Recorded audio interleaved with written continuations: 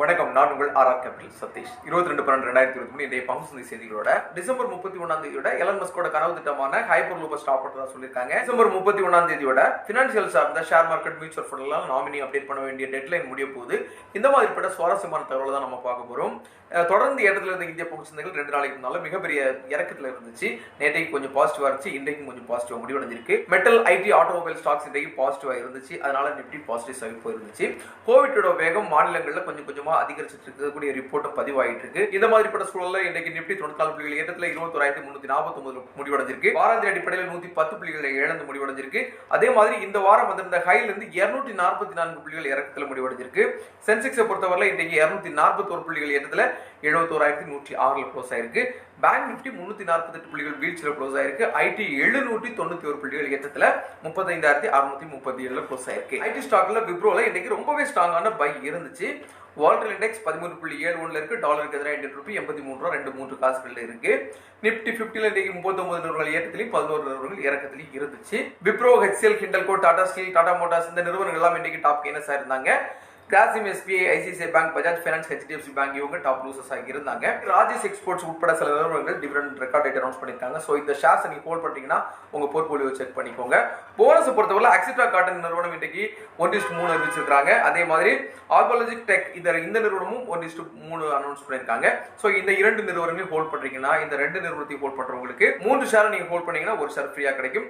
So hold பண்றவங்க உங்களுடைய portfolio கொஞ்சம் செக் பண்ணிக்கோங்க. வருஷ கட்டி ஐபிஓக்கள் போயிட்டு இருக்கு. இன்னோவா கேப்டாப் லிமிடெட், அதே மாதிரி Indifra limited, Supreme Power, Trident Techlabs limited இப்படி நிறைய ஐபிஓக்கள் போயிட்டு இருக்கு. இந்த நிறுவனங்களுடைய வெப்சைட்ல போயிட்டு அந்த நிறுவனங்களை பற்றிய பேலன்ஸ் ஷீட் கம்ப்ளீட்டா நீங்க படிச்சு பார்த்துட்டு உங்களுக்கு விருப்பம் இருந்தா அப்ளை பண்ணுங்க. தங்கம் வரலாறு காணாத உச்சத்துல இருக்கு.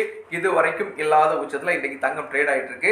ஒரு அவுன்ஸுக்கு $2075.20 ட்ரேட் ஆயிட்டு இருக்கு. சில்வர் $24.74 ட்ரேட் ஆயிட்டு இருக்கு. WTI குடாயில பொறுத்தவரை $74.45, பிரெண்ட் குடாயில பொறுத்தவரை $79.91 ட்ரேட் ஆயிட்டு இருக்கு. 22 கேரட் நகத்தங்கம் 1 கிராம் $35 விலை ஏறி $5,860 ட்ரேட் ஆயிட்டு இருக்கு. ஒரு சவரன் பொறுத்தவரை $46,880 ட்ரேட் ஆயிட்டு இருக்கு. 24 கேரட் சுத்தங்கத்தை பொறுத்தவரை 1 கிராம் $6,355 ட்ரேட் ஆயிட்டு இருக்கு. 2,828 கோடி அளவுக்கு எஃப்ஐகள் இன்றைக்கு இந்திய பங்கு வித்திருக்காங்க. 2,166 கோடி அளவுக்கு டொமஸ்டிக் இன்ஸ்டிடியூஷனல் இன்வெஸ்டர்ஸ் இந்திய பங்கு சந்தைகள்ல வாங்கியிருக்காங்க. இன்றைக்கு முக்கியமான செய்திகளை Reliance Jio 3.4 million subscribers September மாதம் சேர்த்திருக்கதா செய்தி வெளியிட்டிருக்காங்க. அஸ்ட்ராசெனகா நிறுவனம் பிரஸ்ட் கேன்சருக்கான ஒரு மருந்தை தயாரிச்சிருக்காங்க. 2024 தொடக்கத்துல ஜனவரி மாசத்துல இந்த மருந்து அவங்க லான்ச் பண்றதா சொல்லியிருக்காங்க. எஸ் பேங்கோட ஃபார்மர் சிஇஓ திரு ராணா கபூருக்கு பெயில் கிடைச்சிருக்கு.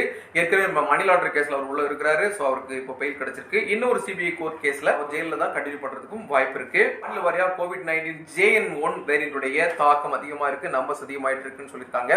பெங்களூர்ல இறப்பும் பதிவாயிருக்கதா சொல்லியிருக்காங்க. நாம ஒவ்வொருத்தங்களுமே எச்சரிக்கையா இருக்க வேண்டிய டைம் இது. சோ எல்லாருமே கோவிட்க்கு முந்தைய ப்ரீகாஷன்ஸ்ல இருக்க வேண்டியது அவசியம்னு நான் நினைக்கிறேன். பாலிகேப் இந்தியா நிறுவனத்தினுடைய 50 இடங்கள்ல இன்னைக்கு ஐடி ரைட் நடந்திருக்கு. அதனுடைய எதிரொலி பாத்தீங்கன்னா இந்திய பங்கு சந்தைகள்ல அந்த நிறுவனம் இறக்கத்துல இருந்துச்சு. அங்க என்ன கைப்பற்றிருக்காங்கிற முழு தகவல் இன்னும் வெளிவரல. கோவிட் காலகட்டத்திற்கு பிறகு, அதாவது 2019 எண்ட் 2020க்கு பிறகு உலக அளவுல அதிகரிப்பு 92% அதிகமா இருக்கதா சொல்லியிருக்காங்க. ஆனால் வரக்கூடிய 2028ல மொத்த உள்நாட்டு உற்பத்தி, உலக அளவில் இருக்கக்கூடிய மொத்த உள்நாட்டு உற்பத்தியில $132 ட்ரில்லியன் அளவுக்கு இந்த கடன் உயர்வு அதிகரிக்கும் அப்படிங்கிற ஒரு ஷாக்கான தகவலையும் இன்னைக்கு அறிவிச்சிருக்காங்க. யாருமே எதிர்பார்க்காத டைம்ல 2006ல ரோட் ஸ்டார் சொல்லி ஒரு காரை டெஸ்லா நிறுவனத்துக்காக இவர் முதல் முறையா அனௌன்ஸ் பண்ணியிருந்தாரு, லான்ச் பண்ணி அந்த கார் பெரிய சக்சஸ். அதுக்கு பிறகு பல கார்கள் அவர் வெளியிட்டாரு. இன்றைக்கு டெஸ்லா கார்களுடைய மதிப்பு என்னங்கிறது உங்களுக்கு தெரியும். உலக அளவில் பணக்காரர்கள் முதலிடத்துல அவர் இருக்காரு. ஸ்பேஸ் ட்விட்டர்னு சொல்லி அவர் செய்யாத தொழிலே இல்லை.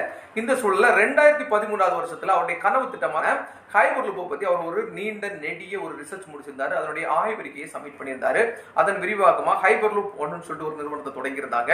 இது முழுக்க காந்த விசையோட தொடர்புடைய ஒரு போக்குவரத்து சாதனம். அதாவது ஆதி காலத்தில் நடந்து போயிட்டு இருந்த நாம குதிரை வண்டி, மாட்டு வண்டி, அதே மாதிரி பாய்மர கப்பல்கள், பாய்மர படகுகள், இது மூலமா பயணம் செஞ்சுதான் தொழில்கள் செஞ்சுட்டு இருந்தோம். இது மூலமா தான் நம்ம ஒரு இடத்துல இருந்து இன்னொரு இடத்துக்கு போயிட்டு இருந்தோம். தொழில் வளர்ச்சிக்கு இந்த போக்குவரத்து சாதனங்கள் அதிகமா பயன்படுத்தி ஒரு கட்டத்துல வீல் கண்டுபிடிக்கப்பட்டுச்சு. வீல் கண்டுபிடிக்கப்பட்ட பிறகு சைக்கிள் வந்துச்சு. என்ஜின் கண்டுபிடிக்கப்பட்ட பிறகு மோட்டார் சைக்கிள் வந்துச்சு, கார் வந்துச்சு, பஸ் வந்துச்சு, லாரி வந்துச்சு.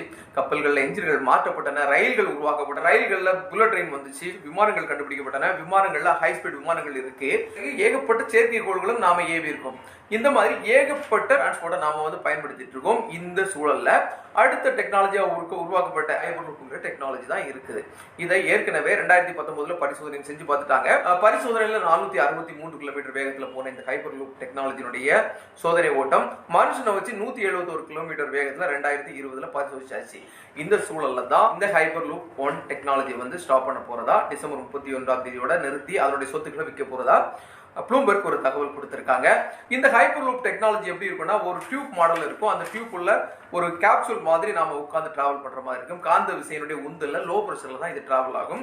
இது ஒரு வித்தியாசமான ஒரு தொழில்நுட்பத்தில் உருவாகி இருந்துச்சு. நாட்டோட எல்லையிலிருந்து இன்னொரு எல்லை கடக்கிறதுக்கு ரொம்பவே இது ஷார்ட்டா இருக்கும் அப்படிங்கிற மாதிரி ஒரு எதிர்பார்ப்பு இருந்துச்சு. யாரும் எதிர்பார்க்காத விதமா தடாலடியா இப்படி ஒரு அறிவிப்பு வந்திருக்கு, இதை ஸ்டாப் பண்ற போறாங்க அப்படின்னு சொல்லிட்டு.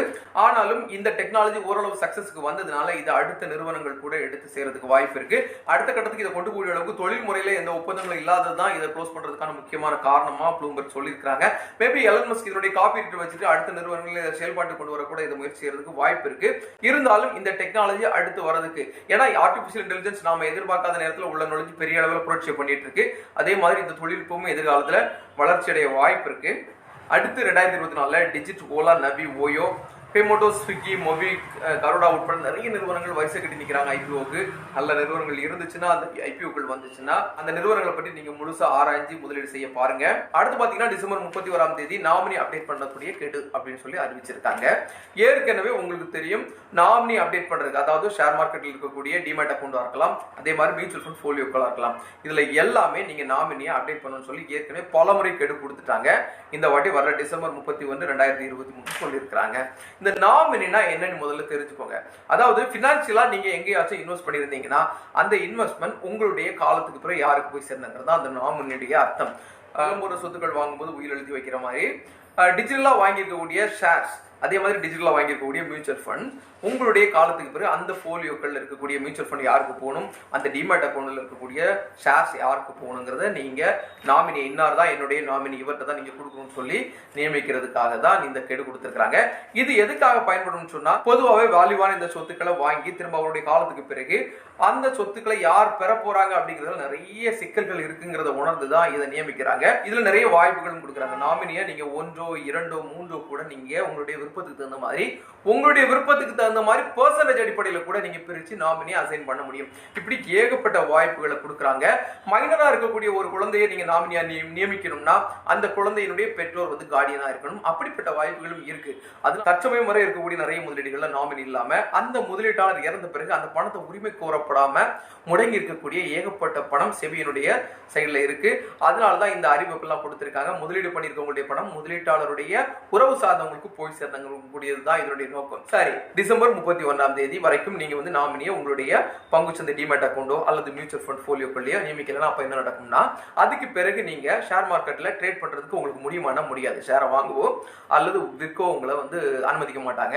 அதே மாதிரி உங்களுடைய மியூச்சுவல் ஃபண்ட்ல சப்போஸ் நீங்க 5 லட்சமோ 10 லட்சமோ 20 லட்சமோ வச்சிருக்கீங்க, உங்களுக்கு ஒரு எமர்ஜென்சி அந்த பணம் எடுக்கணும்னு நினைச்சா எடுக்க முடியுமானா நிச்சயமா முடியாது. அதுக்குள்ள ப்ரொசீஜர் நீங்க கம்ப்ளீட் பண்ண வேண்டியது இருக்கும். அல்லது புதுசா நமக்கு இன்வெஸ்ட் பண்ணலாம்னு நினைக்கிறீங்க, அப்ப உங்களுடைய இன்வெஸ்ட்மெண்ட் உள்ள கொண்டு போக முடியுமா? நிச்சயமா முடியாது. அதுக்கும் வாய்ப்பு கொடுக்க மாட்டாங்க. ஒன்ஸ் நீங்க இந்த ப்ராசஸ் எல்லாம் கம்ப்ளீட் பண்ண வேண்டிய ஒரு சூழல் வரும். அதனால நாமினி நியமிக்கிறதோட நோக்கத்தை நீங்க முழுமையாக உணர்ந்து கட்டாயமா உங்க முதலீடுகள்ல நாமினியை சீக்கிரமா நியமிக்க முன் வாருங்க. இன்றைய பங்குச்சந்தை சார்ந்த செய்திகள் மற்றும் தகவல்கள் உங்களுக்கு தெரிவிச்சிருக்க இந்த செய்திகளும் தகவல்களும் உங்களுக்கு பயன்படும் நினைக்கிறேன்.